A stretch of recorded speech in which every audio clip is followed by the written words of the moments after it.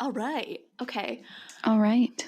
Well, welcome back, everyone, to our podcast called You Don't Look It. Last week, Danni told a fun personal story about the bakery incident. And I told you guys about Hugh Glass, a badass who survived a bear attack. And this week, we'll be switching off, and I'll be telling a personal story while Danni tells a historical one. I'm very excited for this one. Actually didn't hear about her until 2 days before recording this, and I was like, well, hot diggity damn, we have to tell the people about this woman.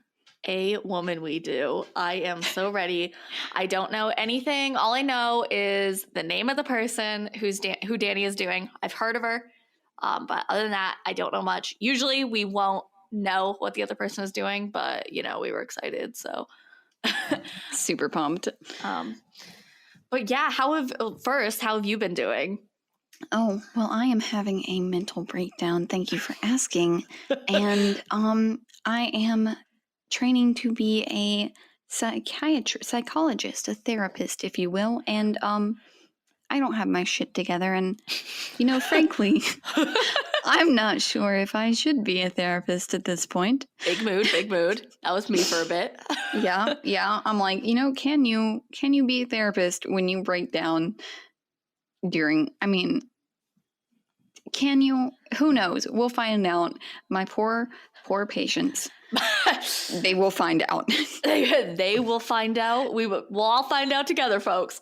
And they'll leave complaints with the people that are training me, and they're gonna be like, she needs to be kicked out of residency, and I'm like, I'm aware. I was thinking you were gonna say they'll leave their Yelp reviews.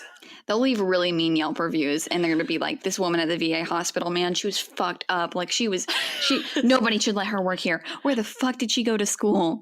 They should have kicked her out. Like, she made me feel better about myself, though. Yeah, she gave watching me Jerry Springer and shit like that.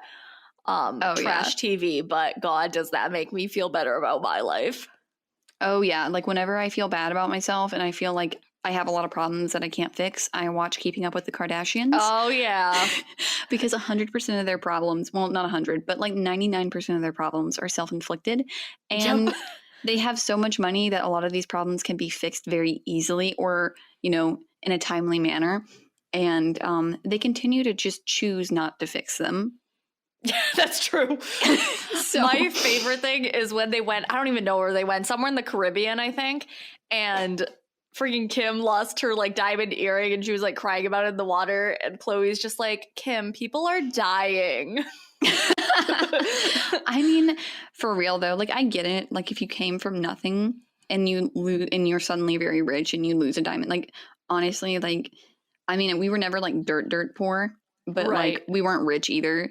And we've definitely had hard times. And like definitely if I became a millionaire and like if I scratched a really expensive purse, I would probably have a full breakdown and start sobbing. Even though I'm a millionaire and can buy a new one, I would just feel bad that something that, I would have never spent money on before and and it was really expensive and I broke it or scratched it or messed it up.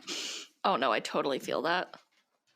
Yeah, but anyway, how is your week going? Pretty well, doing the exact same thing that I have been doing in quarantine, which is sitting around and occasionally cleaning. And of course, watching my Jerry Springer. And just started the show called Mom on CBS, but I've been watching on Hulu. That shit is so funny. And so that's been good. Rudy has been chillin'. He went to get acupuncture and oh yeah, I meant to ask you about that. I forgot. It was good. I didn't get to go in, but they said he was a good boy, so I'll take that as a win. And we just made the switch to raw food, so I saw that on your Instagram. Yeah, and it looked really it honestly looked like some kind of yogurt parfait. I was like, this is so aesthetically pleasing.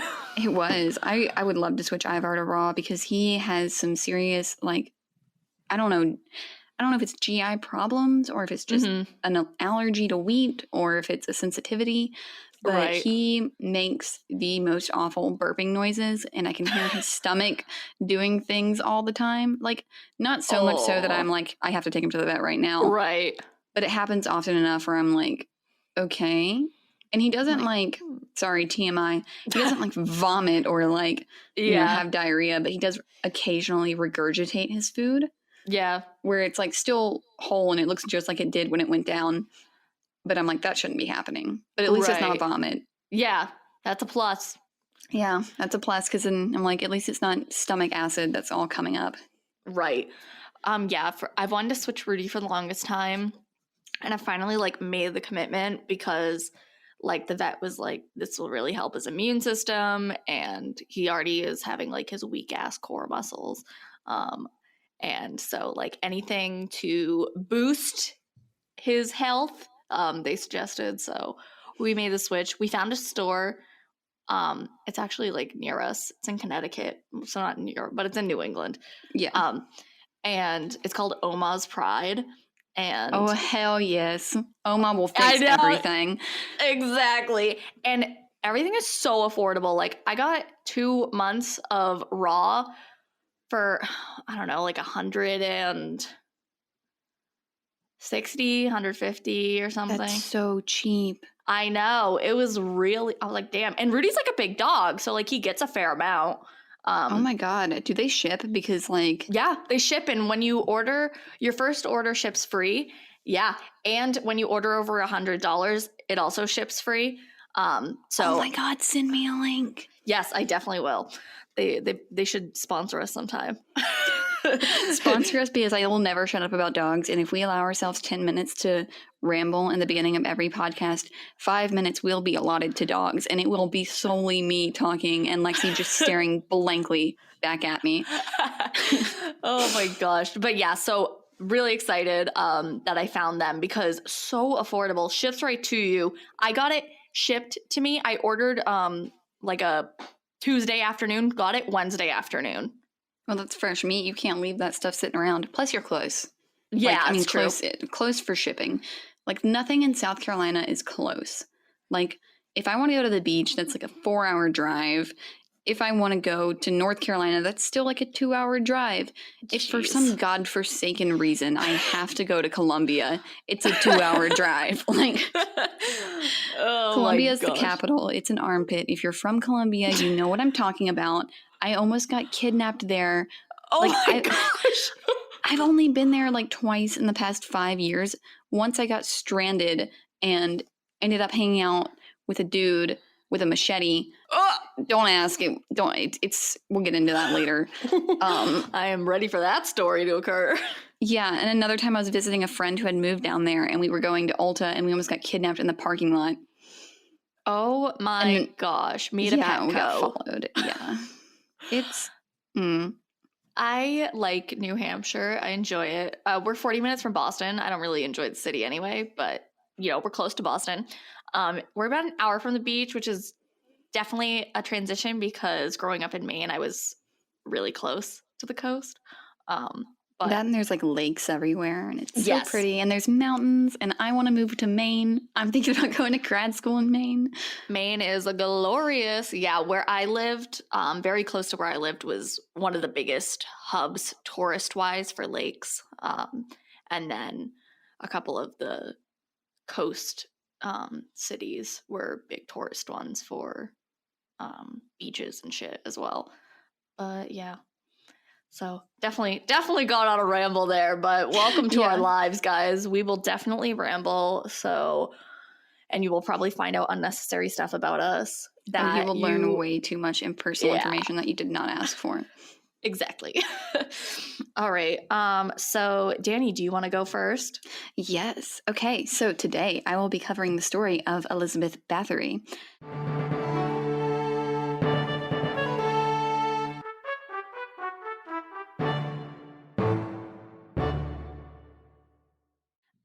She is a Hungarian countess, also known as the Blood Countess, and I did find like a pronunciation for her name in Hungarian, and I'm gonna butcher the last name, so I'm going to go for the first name, which I'm also going to butcher, and it's Erzsébet.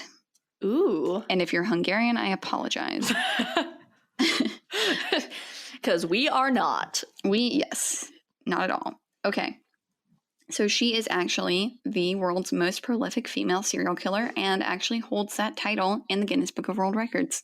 Damn. Fun fact. What a gal. What a gal. I just did finger guns and none of you could see it. I appreciated it. She was active from 1590 to 1610. Wow. She was born on August 7th of 1560 in Esked? We don't know how to pronounce that. Anyway, this castle, I also had, where in Hungary it was, but I can't pronounce that either. Just know that it is Western Hungary. Western Hungary, okay. Western Hungary. She was the second of 5 kids and was known to be incredibly beautiful. Her parents believed in... Mood. Her parents believed in educating all of their children, including the girls, which was, not common in that time. And she was very well educated, and she could speak Hungarian, or read and write. Sorry, my brain doesn't work. She could read and write in Hungarian as well as 4 other languages: Slavic, Greek, Latin, and German. Some of which I could not find sources that agreed on this, but some sources said that she taught herself to read and write in those 4 different languages, and some say that she had a tutor. It was really unclear. When you go back to some historical figures that may not always have their early lives well documented, you kind of don't get good details. Anyway, there's only so much you can find. Yeah, and I really dug around in this for several hours. But she suffered from epilepsy, and it was believed that she had poor health because her parents were related. Some sources said cousins. I know in Maine you can marry your first cousin. Oh, in South Carolina I think you can still legally fuck a horse. Oh my, what? Yep. South Carolina doesn't give a shit. Clearly. Oh, it is my the Lord. Wild West. These people are like, oh, we don't want government involved in anything, and they mean anything. God. Christ. Yeah, no, they're like, don't make laws, we won't follow them, and we won't enforce them. Unless it has to do with abortion or drugs, and then we're all over it. Wonderful. We love the South. Yeah, we love policing women's bodies. It's great. Anyway, I'm going to get off on a tangent if I don't try to stay on track. Yes, so, Elizabeth was known to be kind of sadistic. She enjoyed watching servants being punished and beaten. Yeah, she was once caught laughing at a thief who was being sewn to the body of a dead horse as punishment. What the hell? Who even thinks of a punishment like that? Hungarians, man, they were like they were some brutal people, and I did not even think about that. I mean, I know Dracula stories came out of this, time period in Hungary, and she was actually thought to be a vampire and was nicknamed, Dracula's bride or the wife of Dracula. And so I'm like, you know what? I think things were just incredibly brutal in Hungary around this time. Sounds like it. Her parents arranged a marriage for her to Fernic Nodse. I'm just going to call him Fernic because I cannot pronounce his last name. Sounds Gucci. Who was a Hungarian count. And they arranged this marriage at the age of when she was 12 years old. I think he was 3 years older than her. So they married a few years later when she was 15 and he was 19. Okay, so I guess he's 4 years older. I'm sorry. It's all over the place. It's all good. The wedding was incredibly extravagant, which lasting 3 days and had 4,500 guests. Yeah. Oh my gosh. I don't even know that many people. I don't think they did either. I think they just had to invite everybody. They're like, let's invite the entirety of the town. Let's just invite the entirety of Hungary. Yeah, seriously. All the nobles in Hungary, every single one of them. Fernic gifted her a castle, Murderville, if you will. Ooh. I cannot pronounce the name of this castle, but I'm going to give it a go. All right. Chachki. That's probably wrong. That sounds familiar. But it was, I looked up pictures of it, and it was really beautiful. It was like on the top, on like the peak of this mountain, and it was like had rolling hills and villages and farmland around it. And the castle was like made out of this like white silvery stone. Ooh. It's really beautiful. That sounds really nice. It's probably incredibly haunted. That's fair. I was gonna say I want to visit that, but now I'm not so sure. Yeah. Oh, you'll hear it. You'll know. She refused to take his last name when they married because her position was higher than his. Queen, iconic. Yeah. She was a countess and he was a count, but her family was more notable and wealthier and had a higher position in government. She's like, suck it, bitch. In 1578, Fenwick became chief commander of the Hungarian army and became known as the Black Knight of Hungary while fighting the Ottomans. I want a cool name like that. Right? Like, he also had like this black armor and like, yeah, no, he looked really cool in all of his paintings. That's really sleek. I like it. Yeah. He was known for his extreme brutality on the battlefield, which shocked and terrified both his allies and his enemies. So he was also kind of a sadistic fuck. Great. What a good combo. The group, did they have children? Oh, yeah. They had 5 children. Oh, gosh. I can only imagine. Sources don't really keep up with them very much because they're not really involved in their mother's Murderville history. They kind of, a lot of sources just are kind of like, oh, yeah, and, you know, they were educated by these tutors, and then they went off to marry these notable other nobles, and it was really, the children did not play a big part in Elizabeth's story. Gotcha. But the couple grew really wealthy during the Long War, which was from 1593 to 1606, as Fenwick fought the Turks who had invaded Hungary.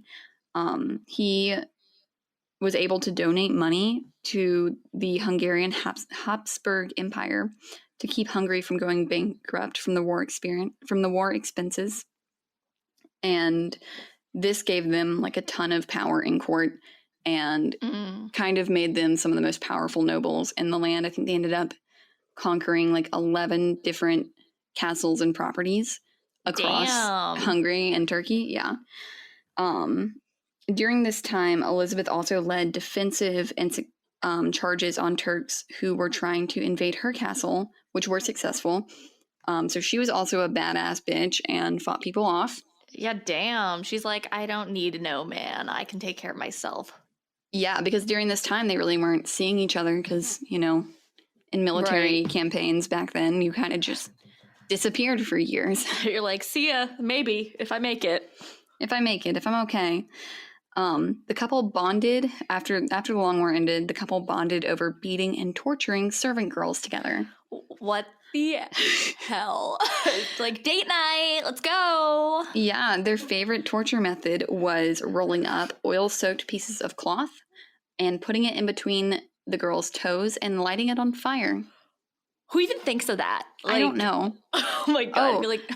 He also gifted her like a clawed glove that was kind of like the Catwoman glove. Oh, yeah. Yeah, so that she could scratch the faces of disobedient servant girls.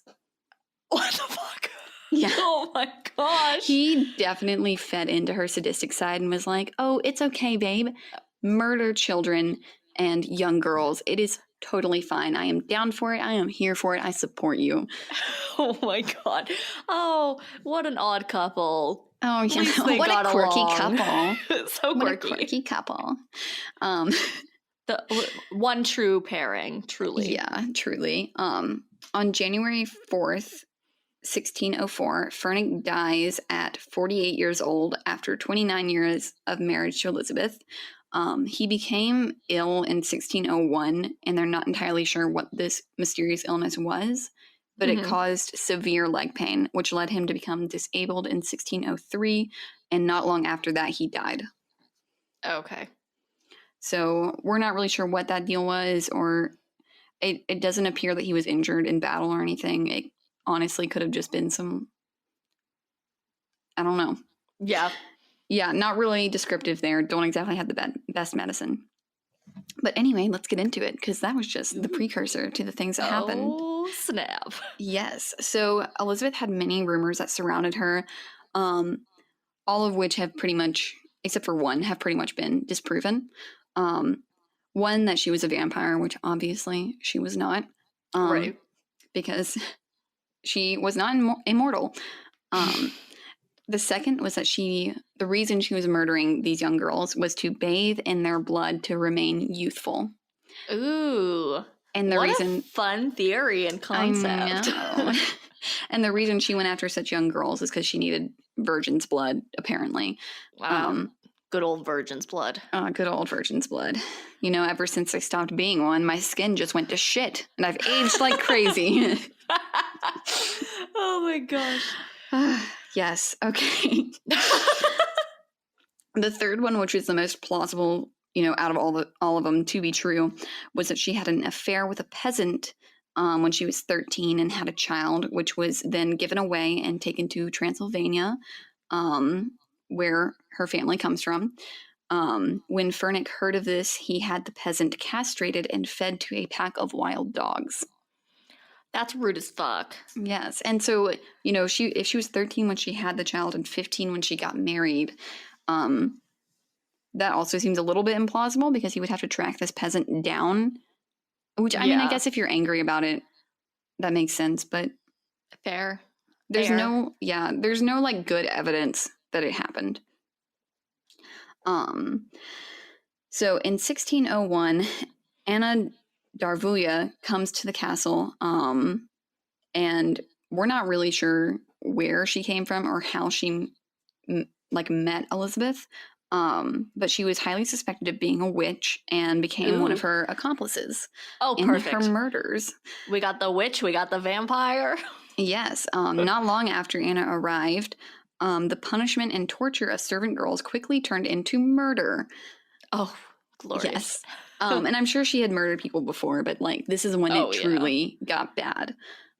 Many believe Anna and Elizabeth were lovers and that Anna brought out like even a more sadistic side to Elizabeth.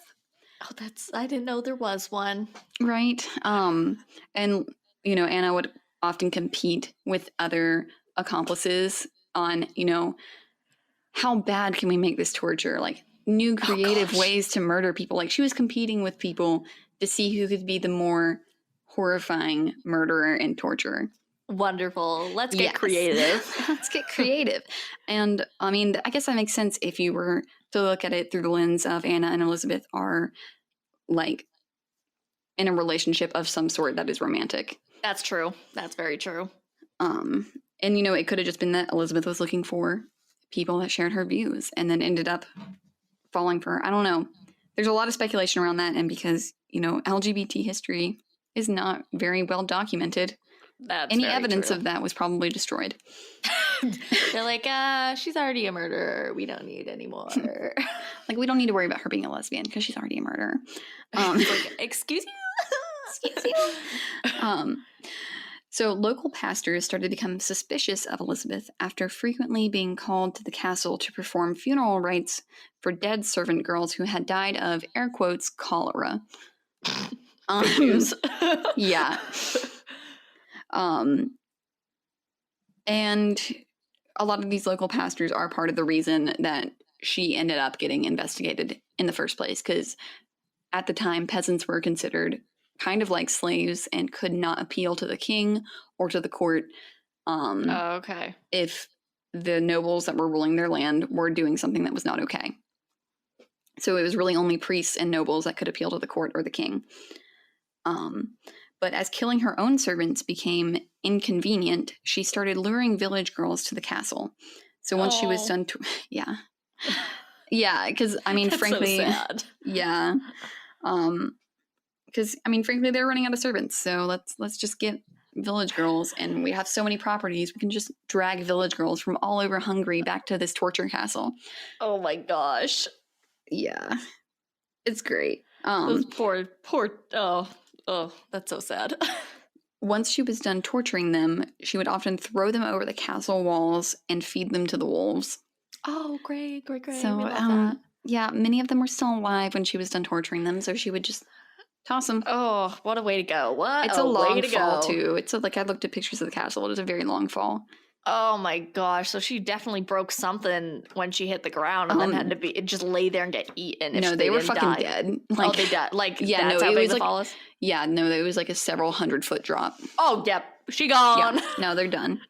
Her accomplices consisted of several women, Anna, Ileana Joe, who was a nurse who looked after her 5 children, Elizabeth's 5 children, Yeah. Dorca, who was a close friend, and Catalin, a maid, and Fitzko, who is only described as a disfigured teen.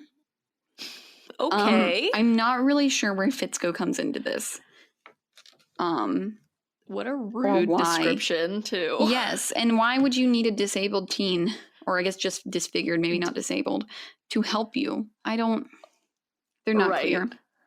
It's not clear. She would pick her victims by looking for any small mistake a servant girl might make. So, for instance, she had a punishment for every small infraction, such as jamming pins under the fingernails of any servant girls who messed up their sewing. Get that shit out of here. No. Yeah, yesterday I was playing with Rudy and his tooth went under my fingernail and I was like, that was too much for me. I cannot imagine this. Oh, yeah. No, and it was bad, too. And she would say things like, oh, well, if the needle offends the whore, she may take it out. And so when the girls were like, oh, okay, that means I can take it out, she would cut their fingers off. What the fuck? Okay. This was a sick bitch, and she like reveled in psychological and physical torture. Oh my god. I cannot even imagine going like that. That's so sad. Can you imagine being like sold by your parents to be the servant to this countess, and you're like, oh, it'll be great, I'm living inside of a castle now, this is so much better than being a peasant, and then you get this bitch. And then you're like, well, damn. Yeah. They're like, I've heard the stories. So this is, I'm sorry, guys, trigger warning, this is going to get like kind of gory. She is known to have bitten off chunks of flesh from the faces of her victims. What the fuck? Yes. So she had a full-on Hannibal Lecter moment. Ooh, she yummy. She also forced girls to cook and eat their own flesh. No. Yes. No. So she really is going Hannibal Lecter up in this bitch. I don't approve. She would burn her victims with hot irons, beat them with clubs, pour water all over them in the dead of winter, and throw them outside naked to freeze to death. She would sew their lips together. She would cover them in honey after beating them and leave them outside for bugs and animals to feast on exposed flesh. What the hell? Oh my god. This woman got fucking creative. One of her favorite pastimes was using scissors to torture girls, and she loved to slice open the skin between the victim's fingers. Glorious. Yes. Oh my gosh. Just like, paper cuts are too much for me. I can't do lacerations. Oh my god. Yeah, no. Side note too, her victims were almost always naked. And many of the like the because you know they have like drawings and stuff for court drawings. Yeah.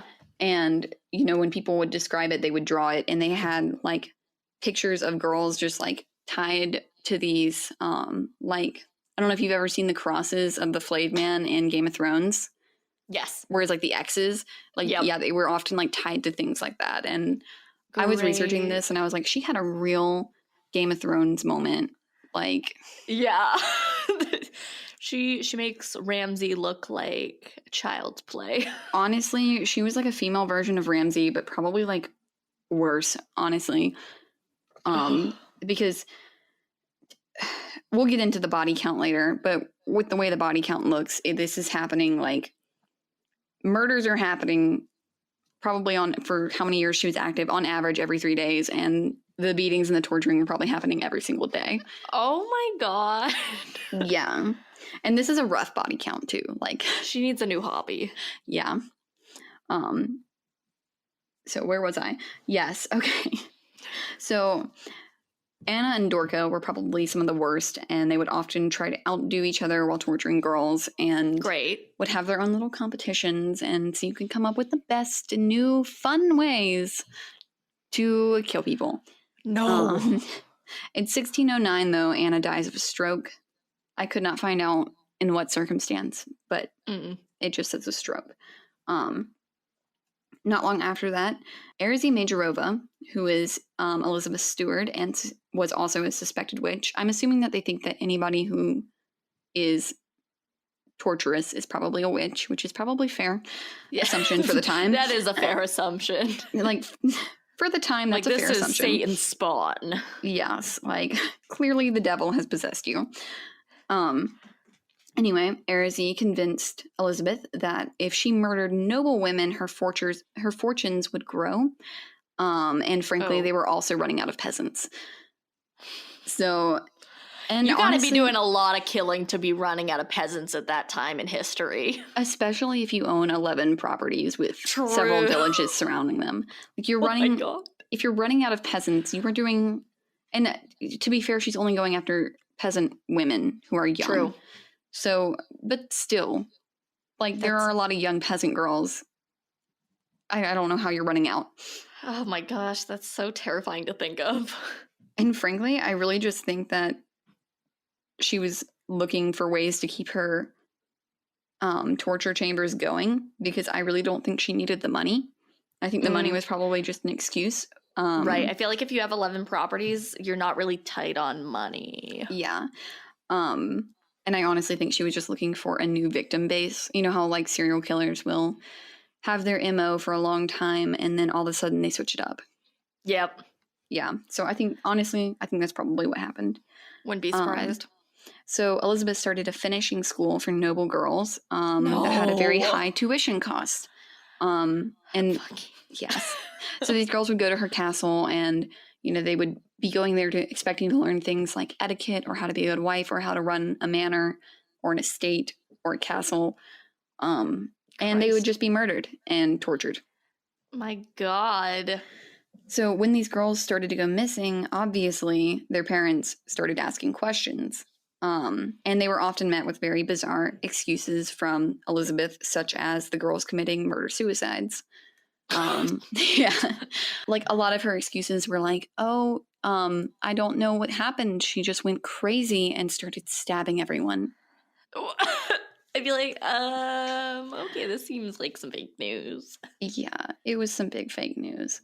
So, and because all of these parents were, you know, of nobility or they were aristocrats, they were able to appeal to the king, King Matthias II. So when the king hears this, he puts Thurzo, who was a friend of Fernix, in charge of the investigation. Before Fernix had died on his deathbed, he asked Thurzo to look out for his wife. And Thurzo agreed. But when he received an order from the king, he still had to investigate. So he was able, over a year's time, to collect 300 witnesses. Wow. Yeah, so these are just people that, you know, survived the torture somehow or escaped the castle or Good old on servants. them. Yeah. So the most disturbing part of this, though, is that out of all of those 300 witnesses, none actually saw Elizabeth herself torturing or murdering girls. Yeah. They did see her beating them, which was allowed at the time because it's like, oh, you made a mistake, your master has the right to punish you or whatever. Right. Ugh. And they did say that she was very strict with the servant girls and was very severe in the punishment, but they never actually saw her do anything.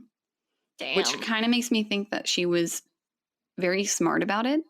Oh, yeah. Like a very calculated kind of serial killer. That's terrifying. Yeah.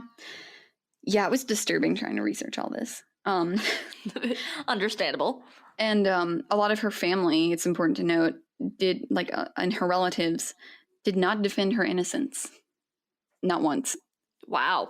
So her family knows something's not right with this woman. They're just like, take her. Take her. Get her out of here. On December the 1st of 1610, Thurzo and the king dine at Elizabeth's castle, planning to confront and arrest her. And don't ask me why the king went. I honestly have no idea. Sounds king dangerous. has no need to be. Yeah, you're putting your king in danger. However, after they ate dessert, they began to feel sick, and fearing that they had been poisoned, they fled the castle. They only took like 1 or 2 bites, so even if they were poisoned, it likely was not enough. Obviously, was not enough to kill them. But they also knew that she was a little crazy. Yeah, So I wouldn't be eating anything there. Yeah, I'm a little bit surprised that the king just showed up and ate dinner there. Also, it was kind of customary at the time to have a servant taste your food before you ate it, so you weren't poisoned. And the fact that he went and ate there without testing the food, and then almost got poisoned. Especially when the sole purpose of them going was to confront and arrest her too. So you'd think, like, especially in that scenario, yeah, he'd want someone.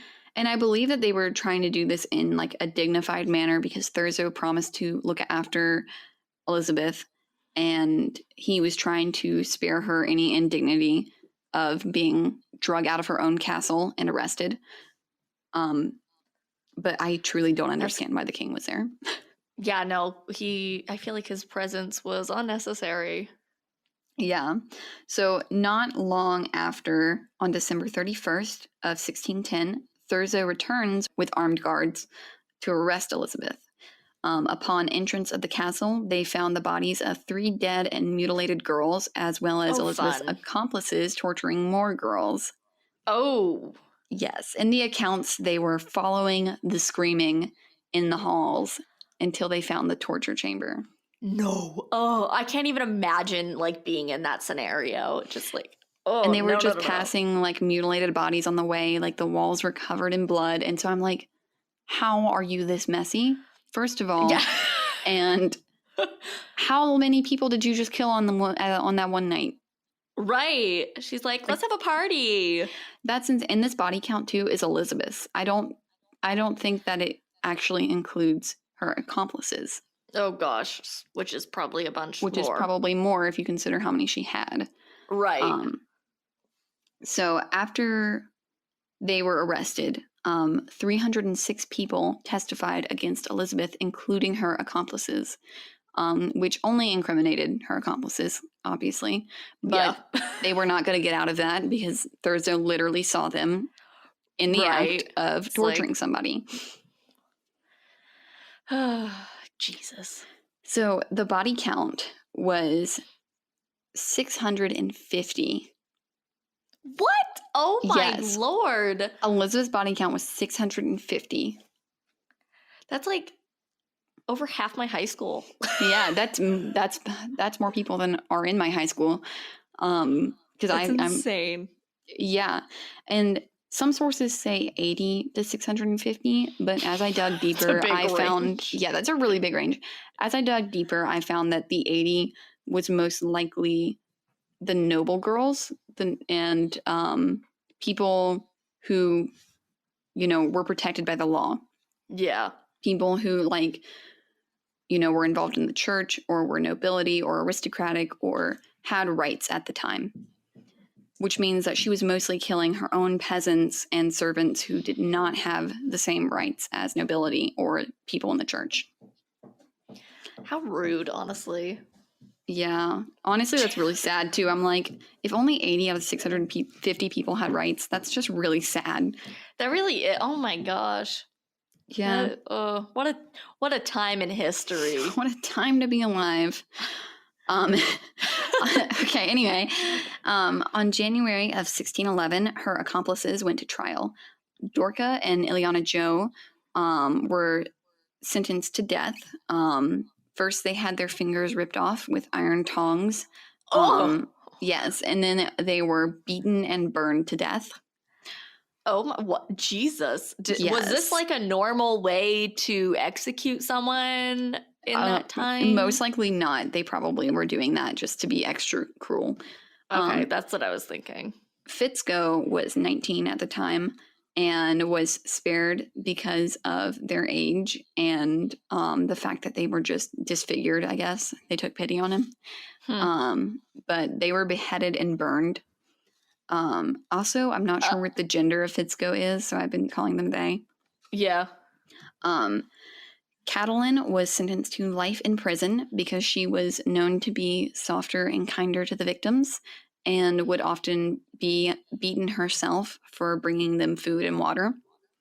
Jeez. Yeah, so she's the only one other than Elizabeth who lived. The reason that Elizabeth did not get put to death was because Thurzo refused to put her on trial. And because he was the chief investigator, he had the power to do so. And he did this because of his promise to his good old buddy, Vernick. Jeez, like... Yes. What a guy keeping his word, but also, like... However, she didn't go free. Okay. So he did sentence her to life in prison in her own dungeons. And some sources say that she was walled into her own bedroom with only slats in the bricks for food. Oh, wow. And yeah.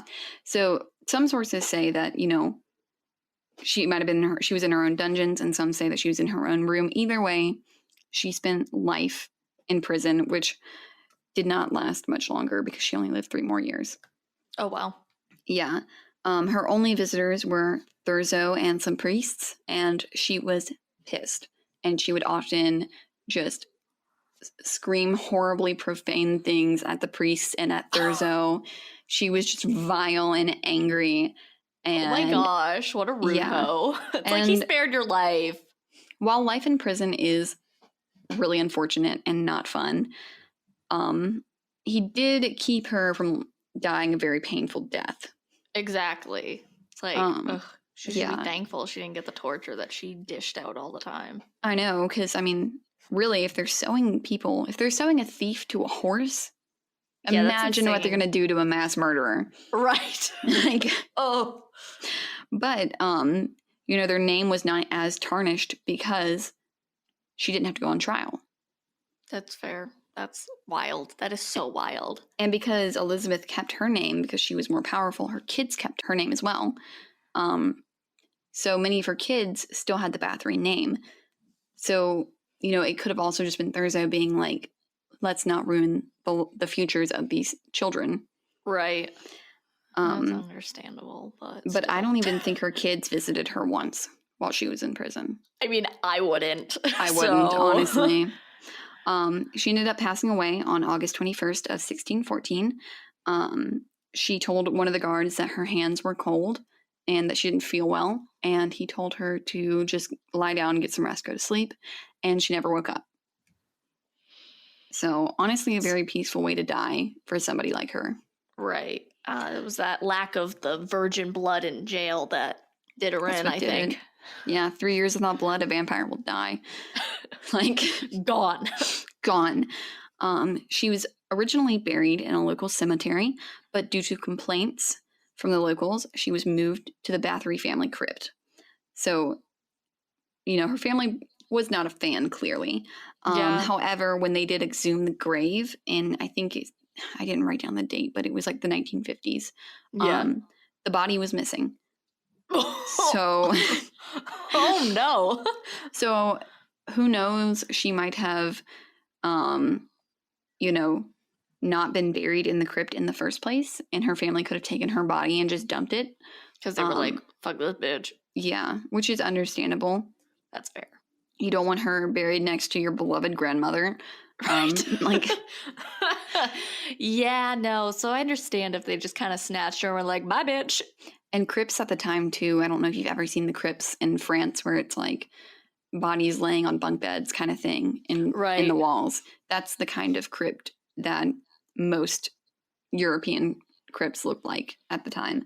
So you would still be able to see her face, and her clothing would be preserved, and you would still be able to look at her, which is like super disturbing. Yeah. But also if that's very normal to you, and that's a normal occurrence and a thing that most people do, and you go down to visit your loved ones and then you see her, like, it's like it just tarnishes everything. Yeah. So that is Elizabeth Bathory.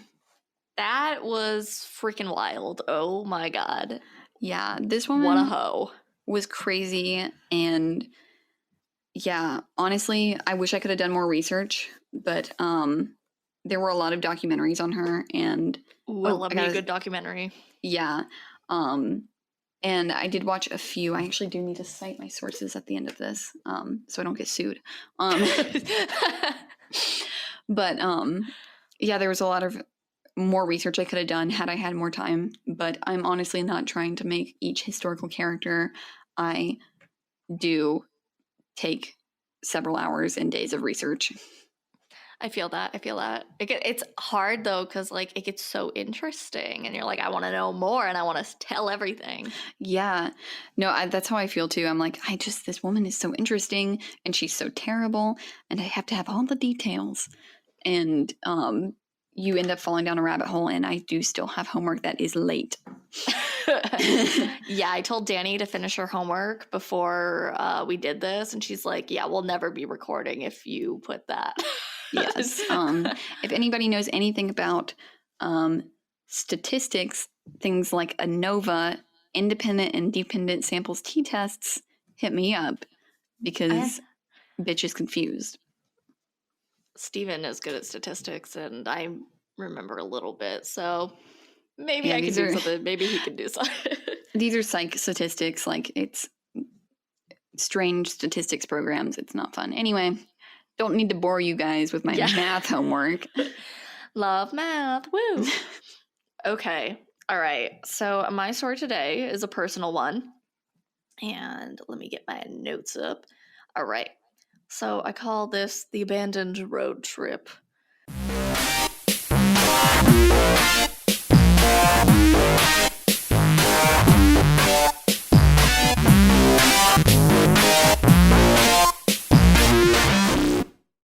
All right. I think I'd say starting in high school, I noticed that there was an abandoned mill in my town. And once I went there, I was like, oh yeah, I love abandoned buildings. So, and I was very into photography, and I still am, but I was like, I gotta photograph this shit. So I would go to abandoned places with usually my friend Ellen, and my mom would always go because we didn't have our licenses at the time, because I think we were like freshmen. When your mom takes you to abandoned buildings on the weekend. Seriously. And so she would always be our lookout, and honestly an icon. And once it was clear, she would come herself because she wanted to see them and everything. So typically at the end of the school year, we would have some sort of, whether it be like gathering, whether it be like going out to lunch with friends. Like my mom loves throwing parties, like my mom and dad. So they would love throwing shit together. And my mom was like, how would you feel about going on an abandoned building road trip? And I was like, oh, fuck yeah. So my friend Ellen and I went on this road trip with my mom. And it was only in Maine, and we went to an abandoned. We just kind of drove. We looked at places, and then other than that, we just kind of drove. So we went to an abandoned house that we just kind of found, an abandoned toothpick factory, and an abandoned a toothpick factory. Yeah. What? I don't even know, and it was really big for a toothpick factory. An abandoned mill, and then an abandoned tuberculosis hospital. Oh, Jesus Christ. Please tell me you didn't touch anything. Maybe. I hope you've been vaccinated. Yep. I never got tuberculosis, so we'll call it a win. So my mom, like I said, was always a lookout because 99% of the time there were no trespassing signs. Well, obviously, because they're very dangerous and probably about to fall down. So my mom, damn icon, love her, Elaine. So she sounds like a badass bitch. She really is. So the first place we went was the Toothpick Factory, and I think that was in Dryden, Maine. So not like northern Maine, but I'd say like middle. Not a big, it's kind of a small town, but then again, everything in Maine is a small town, basically. So we went there, and it was a really big factory, and there were like chain link fences, and there was like an opening at the front that was like, but it was like right next to the road. But then there was like a small opening in the chain link fence. So my mom watched the road and like, yelled at Ellen and I to run. And so we snuck through the chain link fence and then booked it to behind the building where we couldn't be seen. Wait, why did she tell you to run? Okay, you're going to get into that. Never mind. So she would tell us when to run when no one was coming. Okay. So that no one would see us and call the cops. And so I like called her once I was in, and eventually she made her way around and she came in through the front. She just gave zero shits and was like, I don't give a fuck if anyone sees me. Just walked in on this like little bridge and this giant gap in front of the road. I'm like, okay, it worked. So let's see. So this building, I don't know when it shut down or whatever, but it was definitely falling apart. The whole back area had shattered glass, and like the back part of it was definitely more kind of like, I'd say like a carcass of the building opposed to a building. You just kind of saw the window frames and like the stone and stuff like that. So it's falling apart. And when you got into the actual part, all the floors were uneven. Like floorboards were like coming up. It was really ragged. And I have pictures. So I'll definitely, when we post the story, I will post a picture on our Instagram account of these places. So you can truly see the so you can adventure. Truly get the vibe. Exactly. The vibe of this adventure. Exactly. On the top floor, there were a bunch of broken plastic spoons, like all over the place. Like the floor was just covered in broken plastic spoons. And like I was broken in half, like somebody went in there and just broke a bunch of spoons one day, or like kind of like that, / maybe some looked like they were stepped on, but they were like broken pretty nicely. But it was weird. Didn't see any toothpicks when I was up there. Ironically, no toothpicks. Eventually saw some toothpicks on like a shelf, and they were like in a container, but I never, and not that I don't remember seeing any toothpicks that were like on the floor or anything like that. We respect toothpicks in this factory. Exactly. Spoons, fuck them. Toothpicks, hell no. Like, we gotta treat them with like they're fucking royalty. Exactly. Put them in their little sleeve. So there was one point on like a lower floor, and there were like 5 floors to this thing. This was tall. And we had joined up with my mom at this point. It was kind of terrifying when we were looking because we were like calling, and then we heard footsteps, and I was like, that better be my mother. And it was. When she doesn't announce herself, but she just like crawls up there like the serial killer in a horror movie. Like, I'm here. Exactly like that, though. There was one part where it looked like there was a blood splatter on the wall. Pretty sure it was just paint. Ooh, fun. And I also think I saw a croquet mallet. That's in like where the blood came from. True. I'm convinced. Just a bang. Yeah. There were a bunch of dark corridors. We did not explore them because it was terrifying. There was a really old bathroom, and there was a bunch of new tampons just chilling on the floor in their wrapper. Like someone had broken open the dispenser and was like robbing them for tampons. I mean, exactly. Hey, in the middle of a pandemic, you got to be resourceful, man. Like, true. And honestly, they were very clean, like looking like nothing was on the wrapper. I was like, this is interesting. I'm not going to touch them. I mean, if this pandemic ever turns into an apocalypse, you know where to go. True. Like, I do. They're years old at this point. Maybe a little dusty. We'll be fine. Exactly. So that was the factory. It had it was very broken down, a lot of shattered glass, definitely heard noises here and there. Don't know if it was another person, an animal, or what, but that one was really cool. I liked it, and it was right on a river. There was also an abandoned house that we were just kind of like driving down the road. This was kind of near Augusta, I think, but I'm not positive. And we're just going, and we see like a for sale sign, but that house is definitely abandoned. So we're like, okay, let's go. And we're like, if anyone comes to us, we can just be like, oh, we're looking at the property. It says for sale. So we went in there. Everything was falling apart, completely dilapidated. It looked like a hoarder house. Like floors were just covered with random stuff. Like there was only a couple places where you'd step on the floor and it would be floor. Otherwise, it was creepy stuff. Yeah, it was definitely scary. And there was one room where there was this old recliner in the corner and nothing was on it except for an empty pill bottle in the center of it. Oh, I don't like that. Yeah, it was I don't like that at all. I got a picture of that, so it Oh, was scary. fun. Aesthetic. And then, yeah, exactly. And then upstairs there was this room that had next to nothing in it, and then there was a table on top, and on top of the table there was nothing but a Bible. And I just got the creepies. I don't like that. It was uncomfy, and everything looks like it was super dusty except for the Bible. I was like, that's so terrifying. That's like nope. there's a poltergeist in that house. Like, I know. There just is. After I saw that, I was like, all right, I'm good. Let's go. So we didn't stay too long there, but that was a nice little stop on our road trip. And we also went to an abandoned mill in Jay, Maine. Don't know what kind of mill, can't remember. But there was like, it was definitely like shut down. And then I think part of it may have been functioning. Like, and then there was like a restaurant that's like the mill, whatever the hell, the Mill Cafe. We ate there.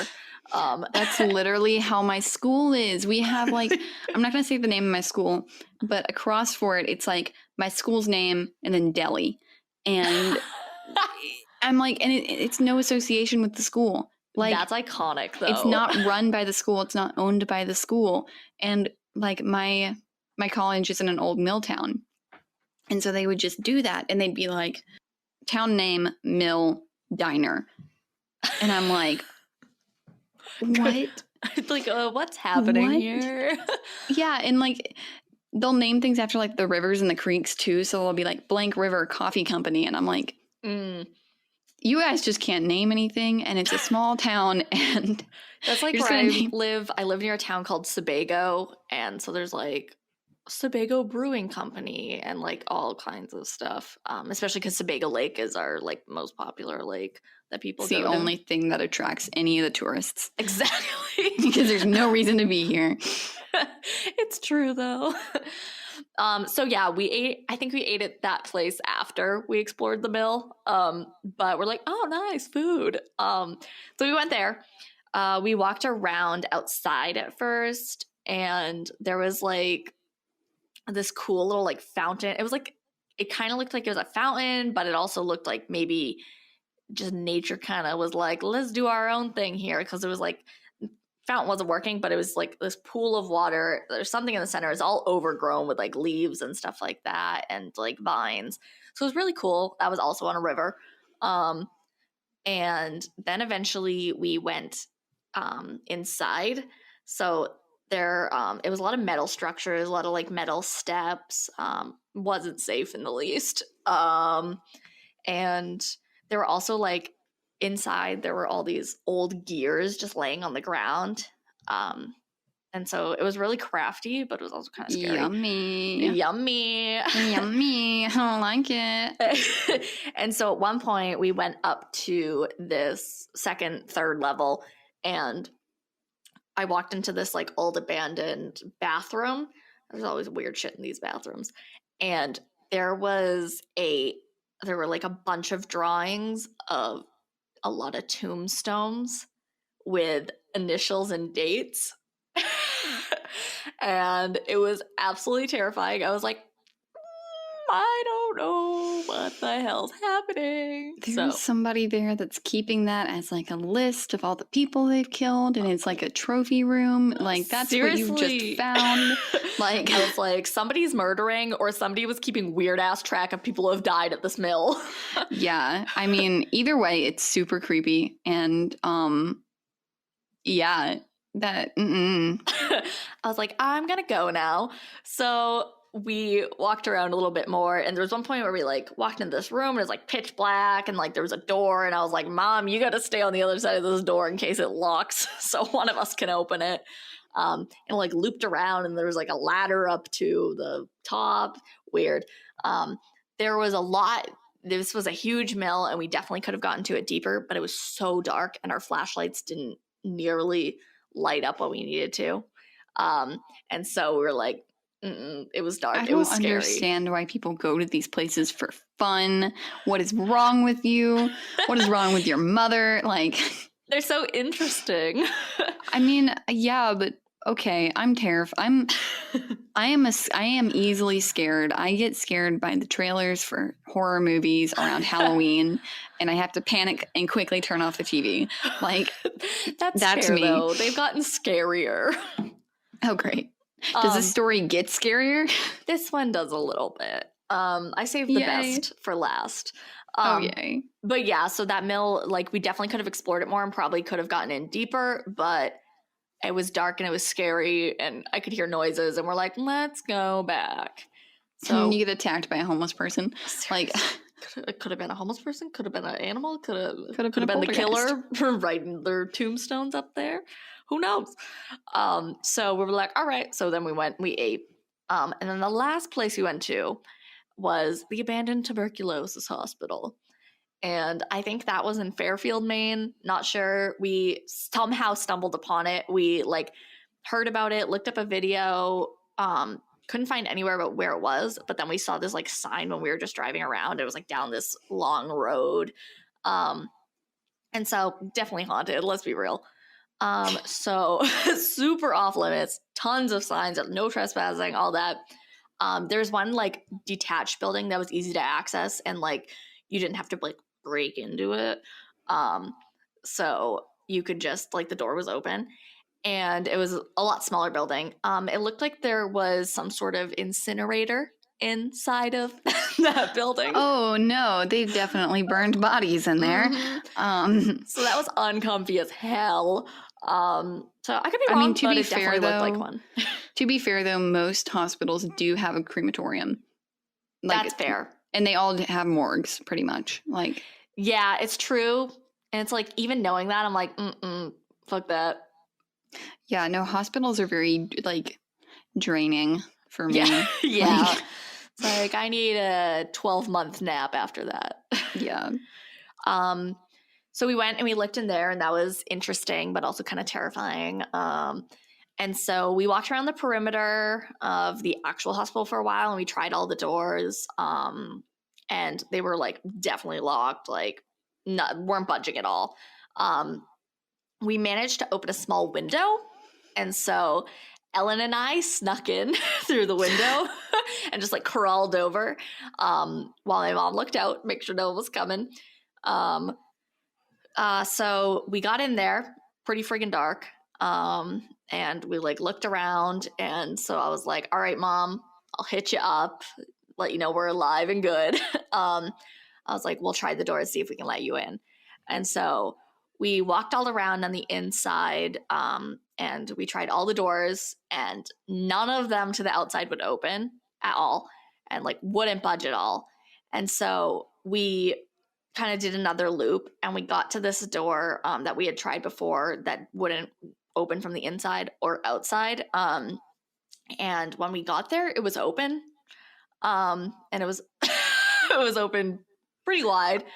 What?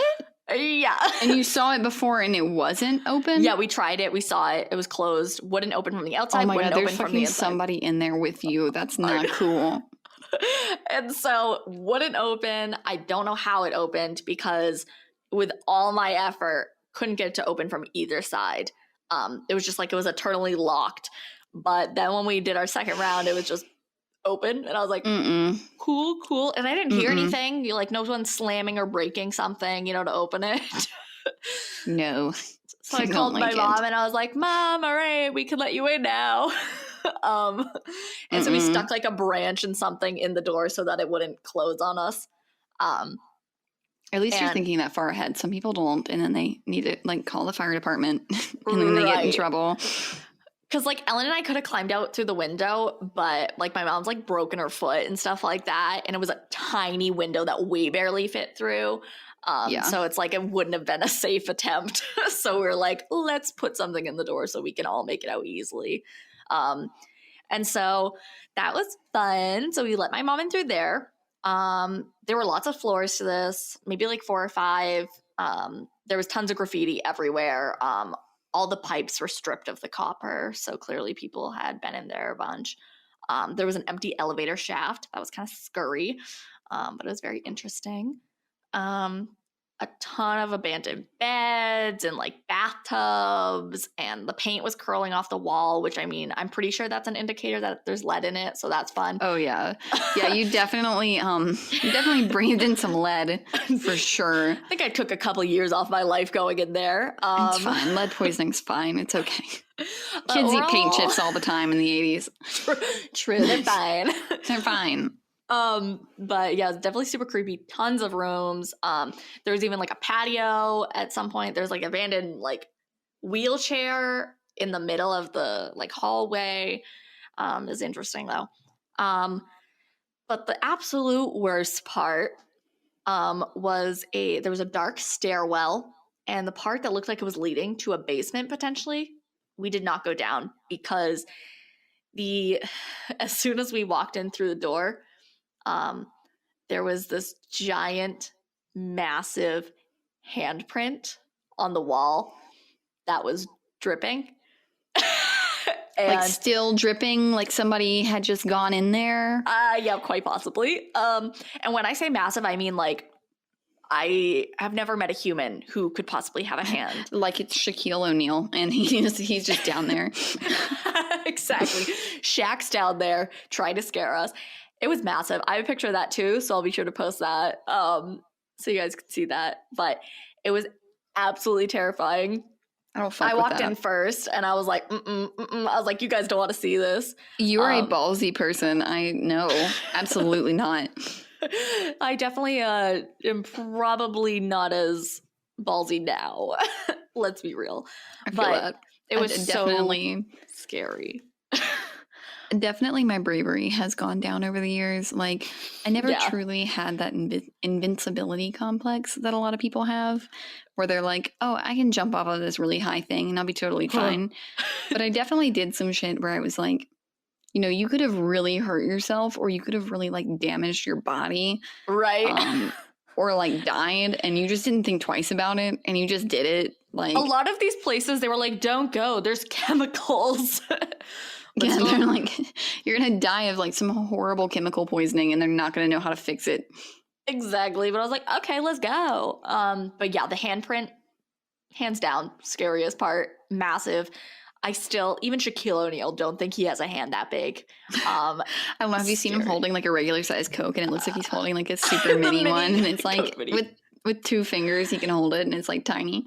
Oh my gosh. Honestly, you know what? He could have been there. He could have been just living in that basement. He could have just been checking it out. I mean, he could have been like on a ghost hunt. That's fair. That's fair. And we watched like videos of like ghost hunts before we went. Were you actually hunting for them? We weren't. We just like the abandoned places. But or just like to hang out in abandoned buildings. It's fine. It's fine. It's cool. It's fun. But it was very interesting. Definitely had a really creepy vibe. And stuff like that. So as soon as we saw the handprint, we're like, all right, let's go. So we left after that, and we never came back. Understandable. We got in the car and we left and we headed home. That was the last place on that abandoned road trip that we hit. But yeah, it was definitely a lot of fun. That was our celebration for it being the end of the school year. See, most people go to the beach or to the lake, or they go to like a city and they hang out. No, we're going to go to abandoned buildings with my mother and break in. Yep, exactly. And so like we tried to avoid I think all of those we managed to not break into. So like it wasn't breaking and entering. It was just trespassing. But that was always the goal. The goal. I mean, technically we didn't break anything. We just walked on, so. Exactly. I'm like, the window opened. The door opened by itself. Don't know how, but it did. So probably because somebody ran down to the basement and they were literally like Yeti size and you did not see them. Like, boom. Or hear them. Like, that's terrifying. Yeah, so that was the abandoned road trip of, I don't even know what year, some year when I was in high school. I think I was a freshman, but it was truly iconic. A lot of fun. Don't think I'd do that now I do like abandoned buildings still, but I think my heart and soul can't take the fear. No, I can't. Like, any place that's even mildly haunted and I don't get a good vibe from it, I leave. Like, I've always seen spirits, like, as a child, and I've always been like, I know a lot of people think that's bullshit, but and it's fine if you don't believe in it and you think it's bullshit. I totally get it, because a lot of times I think I'm absolutely nuts. But I've always believed in that, and I've always seen them as a child, so I'm like, you know what? If that spirit does not want me there, I am not going to go there. Like, I do not go ghost hunting because they find me. I don't have to go looking. I don't need to go ghost hunting. They basically are hunting me. Yeah, like, they know where I'm at. Like, they'll come get me if they want me. Yeah, like, I think, like, the tuberculosis hospital was creepy, but I never got any, like, weird vibes. The only place that I've ever had, like, a weird feeling was the mill near my house. And that, like, I would always have this, like, strong desire to go back. And I was like, I know I maybe shouldn't. It's a demonic spirit calling you to return. Like, I was like, I probably shouldn't, but let's go. Yeah, like, let's just go for funsies. Okay. This is going to turn into a whole nother rant, and I know we're trying to wrap up, but, like, have you ever been hunting for liminal spaces? What the hell is that? Okay, I'll have to tell a story. I'll do that one for my next personal story. So I'll let you know. Sounds good. It's a lot like ghost hunting, but not ghost hunting. But it sounds like that mill might have been a liminal space. Ooh, I am ready to hear about this next time. Hell yeah. I was going to tell a different story, but it was honestly kind of sad. And I'm trying to find tame stories for the beginning so that I don't scare people away with my terrifying, sad, and traumatic stories. So we can reel you in before we really depress you. Yeah, right. Before we just kick you in the balls, we're going to just reel you in with, like, fun stuff. Okay, well, yeah, those are honestly some good stories, crazy stories. I'm just looking up because I still can't remember our social media, and I'm so sorry, everyone. It is. So on Instagram, we are You Don't Look It Podcast. And we do have a Patreon that I also believe is You Don't Look It Podcast. Yes. Where we are still trying to figure out prices, but we do have a Discord set up and a private Facebook group. And we are, we're really open to suggestions for what you guys would want to see on our Patreon content. I was thinking of holding a game night for Discord, or even a Q&A. I'm a big Discord user. I don't know how to use Facebook. I have left my Facebook to Lexie, and I'm going to run the Discord because I don't know how to use Facebook. Yeah, because I am the other way around, even though still I pretty much don't know how to use Facebook as well as something like Instagram, but definitely know it better than Discord. Yeah, Instagram is my easiest to use platform. I've had to find things out with Discord because I've never been a mod before for any, like, channels. Yeah. But I mean, it's pretty easy to figure out. It's pretty easy to use. But yeah, so I'd say the easiest place to find us, where we'll definitely have, like, the most frequent updates, would probably be Instagram. And like we said, that's You Don't Look At Podcast. Through there, you can follow the link in our bio to get to all of our other social media platforms. But we're also on YouTube. We'll be posting the audio for each show there. And that is also You Don't Look At Podcast. We have Twitter. You can find us under You Don't Look At Podcast or at You Don't Look It. And Facebook is the same. And so you can find our regular Facebook page. But like you said, if you're a patron, we have a private patron-only Facebook group that you will be added to, as well as our Discord. And we are also working on adding to those, adding some more tiers, kind of figuring out. We'd love to hear from you guys to see kind of like what you want to see for, the Patreon tiers. And also, if you have any story ideas, whether that be historical or, just some general suggestions, feel free to message us on Instagram or email us at youdon'tlookitpodcast@gmail.com.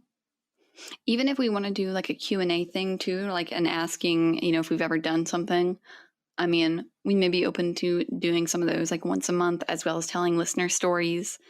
Yeah, definitely. Yeah. I'm very interested in the listener stories. Oh, yes, we want to hear your crazy stories. But yeah, so still figuring stuff out. We'll also listen to kind of like what you guys want to hear and base it off of that. So definitely give us feedback. But yeah, I think that's it. Bear with us in the beginning. It's always going to be it's not going to be as good as down the line when we're more experienced with what we're doing. But yeah, so thank you guys for listening, and we will be back next week with another story. We'll see you later. Bye. Bye.